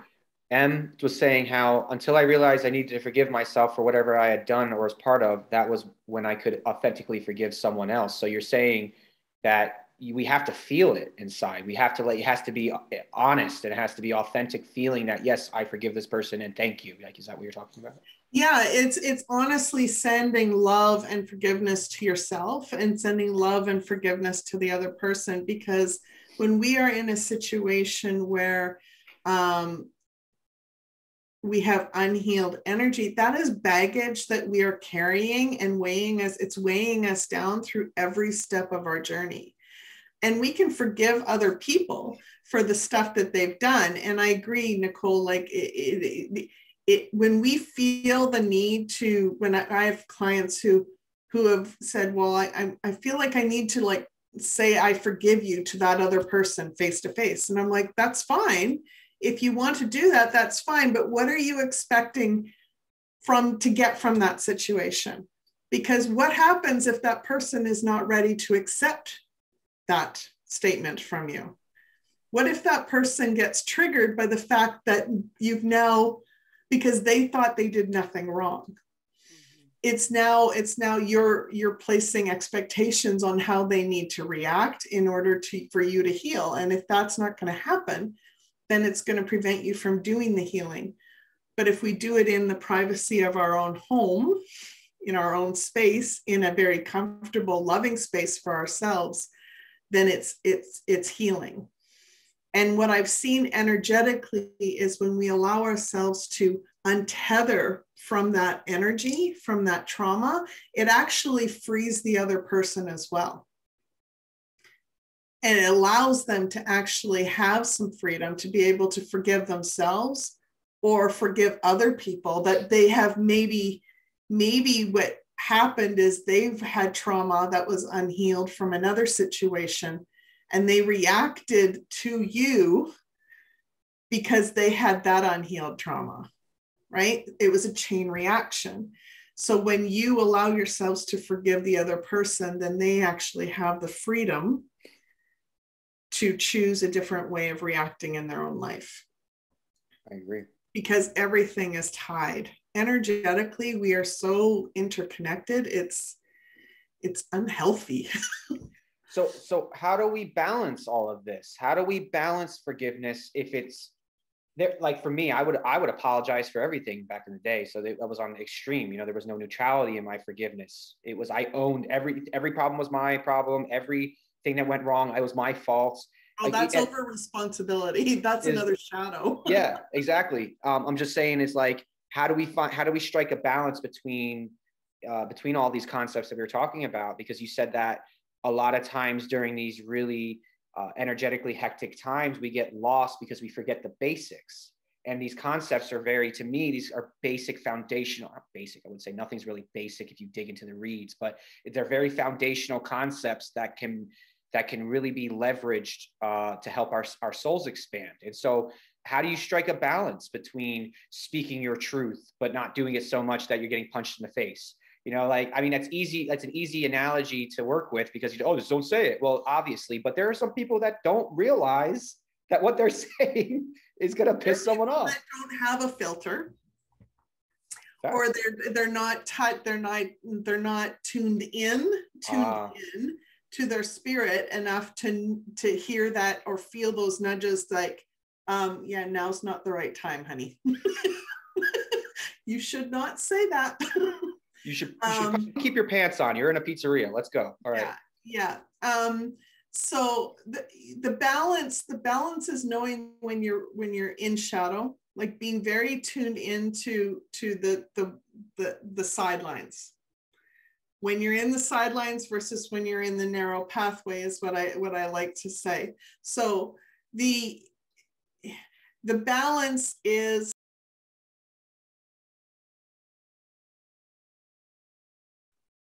okay. So when we are off balance in moments like this, when we are off balance, it's low vibrational stuff, right? It's anger, frustration. It is trying to do the perfect thing and then something happens that we didn't expect, or it is being too busy and not taking the time for ourselves to center ourselves, or doing things that align with everyone else's priorities instead of our own priorities. of how we want our life to feel like or be like. It is, when we are off balance, those are the times where we need to look at different areas of our life, our career, relationships, our health, our wealth, meaning our quality of life, our own personal development, and our own spiritual journey. And we need to figure out where the off balance stuff is. So if we are doing things for everyone else's priorities and not focusing in what's priority for us, then what can we do in those moments to bring more balance?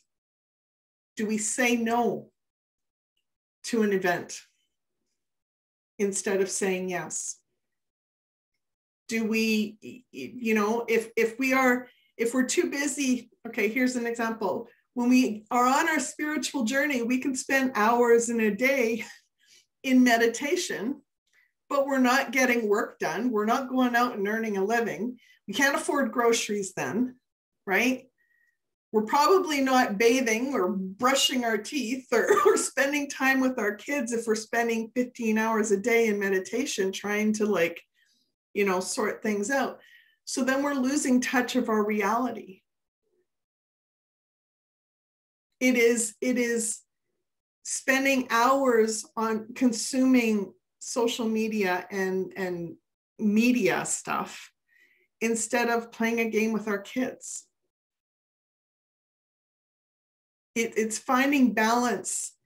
You know, we can be consumed with the social media and the media to try and stay in touch with what's happening in the chaotic world, but then we're losing touch with things that matter to us because we're not spending time with our kids. We're too busy on our phones instead of having a conversation with people that matter to us. You guys are muted. It's 1, 2, 3. It's raining cats and dogs over here real quick with triggers. Alex, breathe. Oh yeah, it was funny because, like I said, this whole day has been, the whole last couple of days, last life has been triggering. So it's just like, I recognize that now. Like I see the universe working just to do stuff. Like Heather handed me two cords because she just grabbed them real quick. I didn't take the time to see which one I was plugging in. So I plugged in the wrong one. I could have easily got upset with her in an illusion, but immediately I was like, it's happening to trigger me. And that's why I was like, when I came on, but I wasn't going to let it happen. And so I'm finding balance in my own self. Like, I think Jackie's explanation of balance was perfect. And I would like to end this conversation of these concepts and move into the prayer with each of our ways of staying balanced ourselves in our lives when we find ourselves off kilting. Laura was talking about how she's just now starting to practice saying no to things when she was the yes woman for a really long time.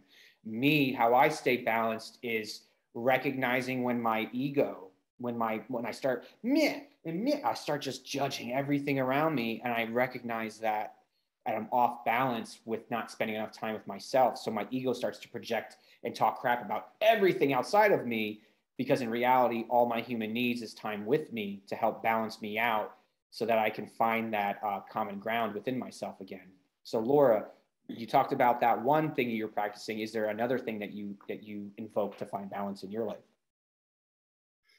I think as a really spiritual person, and then someone who's also, you know, I spent a hefty portion of my life intellectually understanding religion and religious movements.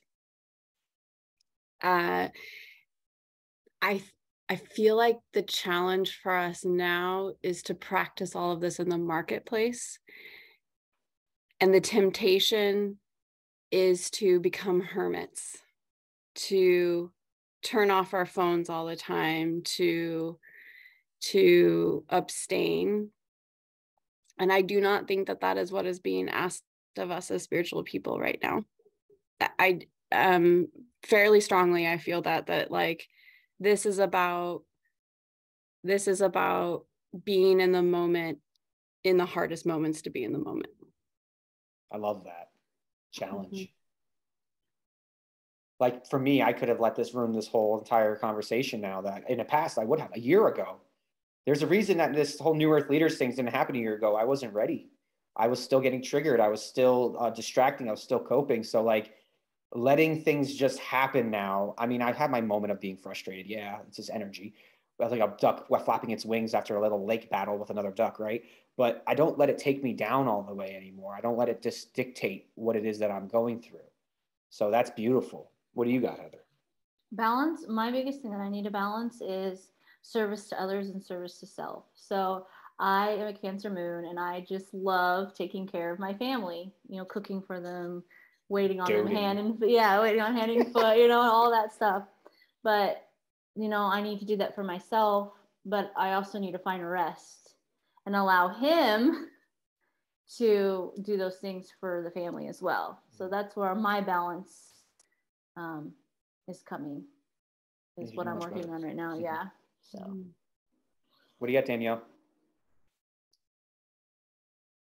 I think it's very much just through the shift, my life changed pretty dramatically. I had to pivot pretty quickly from, you know, working pretty full time with my spouse, running a gym and kids in school, to homeschooling, to having more freedom, to starting my new practice in quantum healing, hypnosis, and, you know, not giving myself enough time to really do all these things that I want to do right now. So I'm just kind of trying to be in the now moment, just like Laura said, like, okay, here I am today. This is what I can be today. And I have a lot of wonderful humans in my life that encourage me to take step forwards as well, like Heather, and starting a logo for myself. So I put myself on the back burner a lot. Like I'm not, the worthiness is still there. So that balance of, okay, I still am the priority in my life, even though I like to take care of my kids too. I'm very much like a provider in my family, for their needs, the cat's needs, you know, everything. So it's definitely, that's probably my hardest one of all the components that we learned, is the balance. My cats. Yeah, I love them. The cats. My cat was just there. I had to give her a little bit of love. And Nicole, I would love to hear your perspective from someone who's still working full-time in the Matrix and pursuing a spiritual path outside of that. How do you strike balance between doing your Matrix job, holding your vibe high, and then still coming home and jumping on as Spirit Nicole? And what is this going to be, like a 20-hour day for you or something crazy like that? So I don't know, but yeah. Okay. I don't know what time it is anymore. Date. Exactly.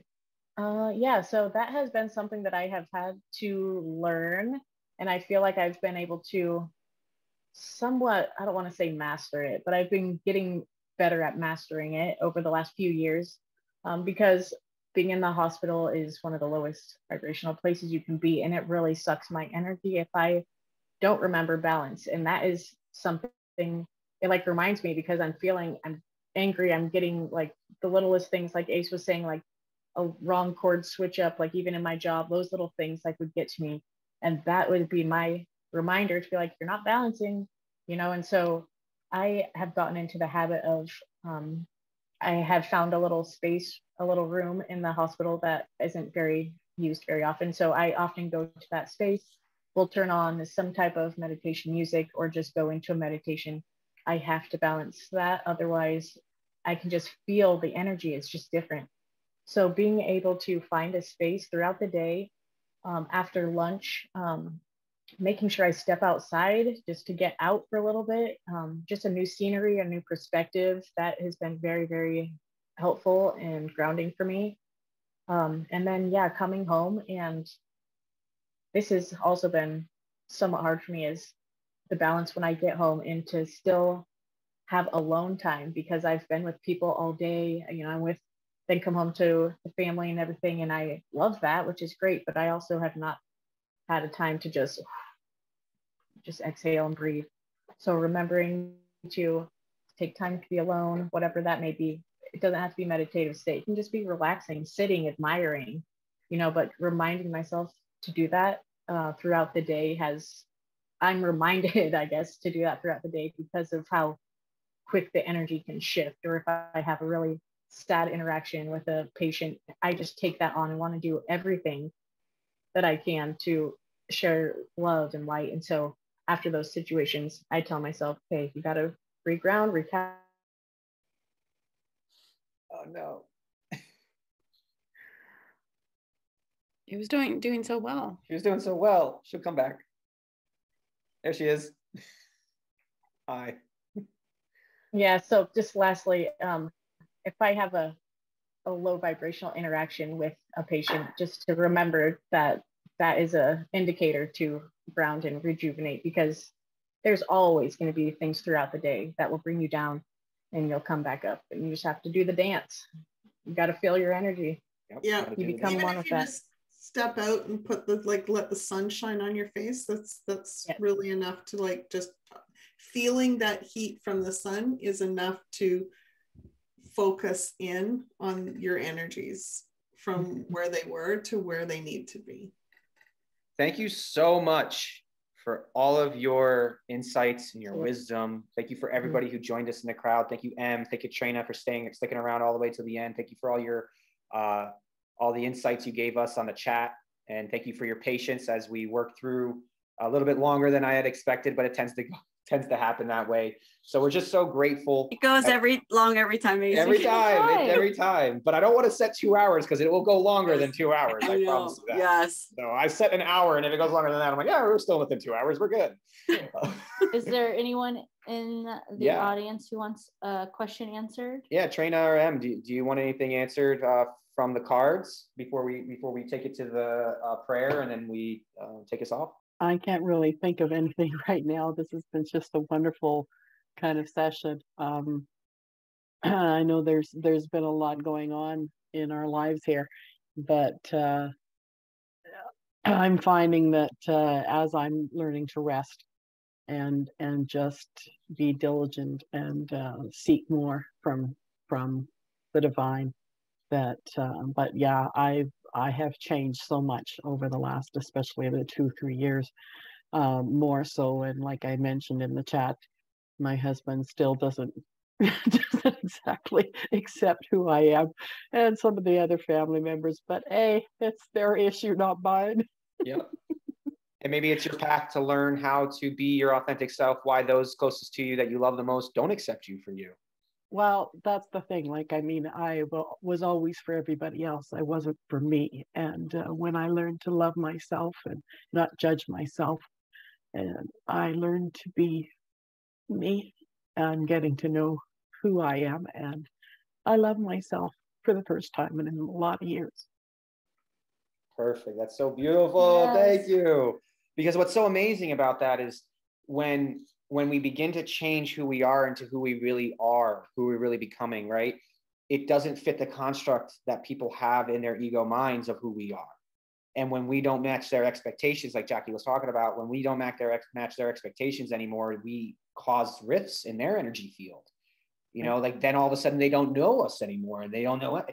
It's just when you're not guided by spirit, when you're not heart-centered, it's so easy to be thrown off your game. And it's so easy to be frazzled and so easy to be frustrated.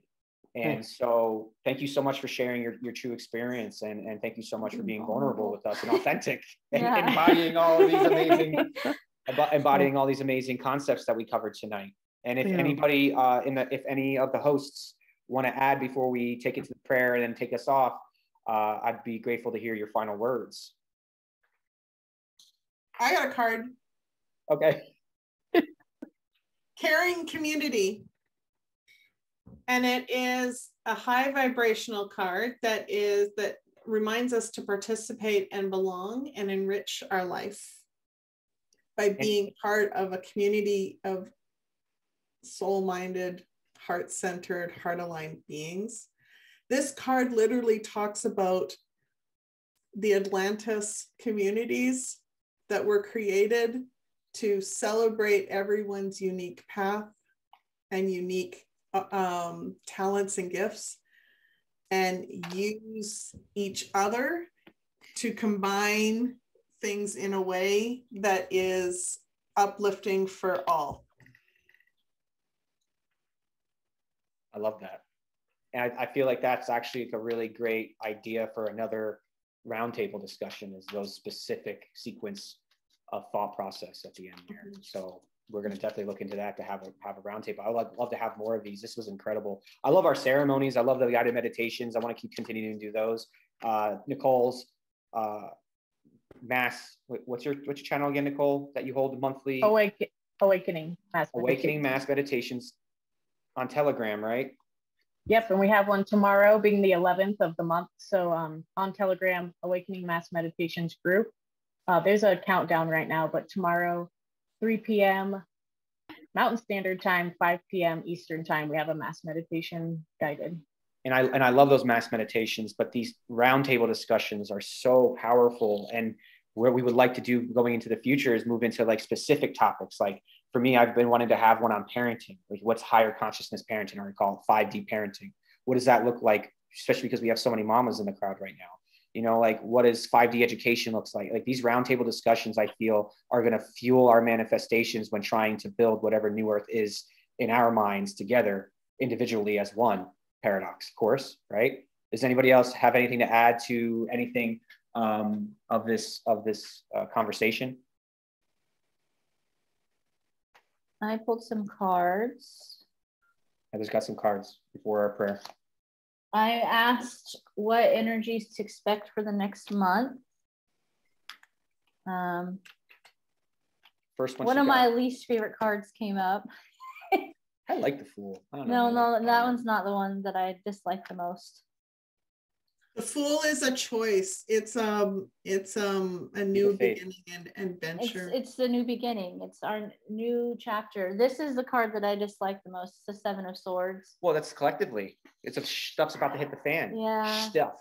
Stuff is about to hit the fan. But what I'm getting what are you getting for that one? It's all again about perspective. You can look at this as the fight is over. He's picking up the swords. Another way it talks about thievery, but in this card in particular, if you look at this image, he is picking up the swords from battle. He could be picking up the ones that matter most to him, so his thoughts and beliefs that matter most to him, but he's leaving behind what doesn't serve him anymore. Yep. Then we have the Two of Pentacles in reverse. To me, that's a lot of unbalanced energies. So try to do your balanced due diligence in the next month as much as you can. It's also balancing what's yours and what isn't is what I'm getting. Because yeah, that's good too. We're tapping into the collective energy. We're tapping into the collective consciousness. And when things hit the fan, we wake up in the morning and we're all like feeling frazzled. And it sometimes, and most of the time, isn't even our energy we're feeling. We're just tapping in to everything around us. So I think part of that card is telling you to balance, you know, engaging in the narratives outside of that, but also recognizing and realizing what's yours. And for bottom of the deck, or what I say hidden energies, what's being hidden is the Two of Cups. So to me, it's what's being hidden is we're actually are coming in unity, and they're playing it out as the opposite. See, it's how are you looking at it? It's your perspective. So, and that was beautiful. Anybody else have any last words? Thank you for holding space for us tonight to share our perspectives. You know, it's good to hear where everyone's coming from, and it's a nice balance of collective. Yes, thank you. It was wonderful. Okay, so I'm going to take us off with a prayer. I'm just going to let it flow, and I'm going to let it go and let it flow and see what comes through. I really appreciate all of you being here with me, the hosts, Jackie, Laura, Heather, Danielle, Nicole. Thank you for Em and Trina for staying till the end, and all the other people in the audience. This has seriously been a wonderful event for me, and I know it's been a wonderful for Heather. Dear Mother, Father, Source, we are so grateful to unify tonight under this idea of neutrality, of coming into our innocence again, of finding our vulnerability and our authenticity, of creating balance for ourselves by chasing our hearts and choosing our spirit, to not allow the fear paradigms to control us any longer, to not allow the external narratives and storylines to affect us anymore. We desire for more of us to come together in unity. We desire for more people to quote unquote awaken to your light, to your love, to the love of humanity, to the love of Earth, and to everything that is. We ask for the strength to make it through these challenging times. We ask for the gumption, for the capacity, for the accountability, responsibility, ability, and capability to make it through these challenging times. and to do it with ease and grace, and to do it while we thrive. And so as old earth paradigms fall by the wayside and new earth becomes even more accessible, please allow us to enter your kingdom without fear, without trepidation, because we are all your children. We are all here as one, and we are learning just like you every single moment of our lives. And we are so grateful for the opportunity to explore ourselves, each other in these now moments. And we ask for as much ease and grace as possible so that humanity has the best chance to take advantage of the opportunity that it has right now to expand and grow. We love you so very much, and we love all of us so very much, and we're so grateful. So be it, that will be done. Thank you, everyone. Thank you, everyone. Thank you. Guys are amazing. Have a great night. You too. And thank you, Laura, for joining for the first time. Yes. Love you too. Bye. Bye. Bye. Bye.